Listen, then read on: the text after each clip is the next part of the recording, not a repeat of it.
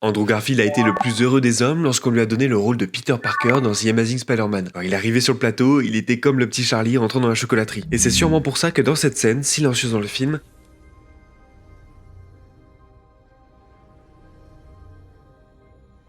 l'acteur a demandé à la production de passer Pure Imagination de Willy Wonka pendant le tournage.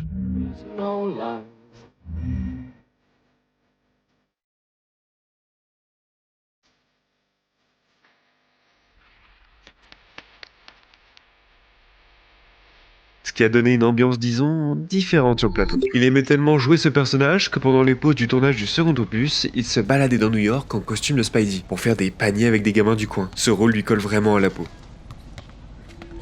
Il n'était pas le seul à vouloir ce rôle. Donald Glover est devenu viral sur Twitter avec le hashtag Donald for Spider-Man, une véritable campagne pour obtenir le rôle de Peter Parker. Stan Lee a soutenu sa candidature, mais Sony l'a ignoré. Pour lui rendre hommage, Mark Webb a glissé un poster de lui dans la chambre de Peter. Et c'est en partie de là qu'est née la création de Miles Morales. Mais ça, j'y reviendrai plus tard dans une autre vidéo. Même si ces deux-là se battaient pour le rôle, d'autres ne voulaient pas être dans le film. Sally Field, qui jouait Tante May, a déclaré qu'elle détestait y jouer. Elle avait dit oui pour rendre service à une amie productrice, et c'est tout.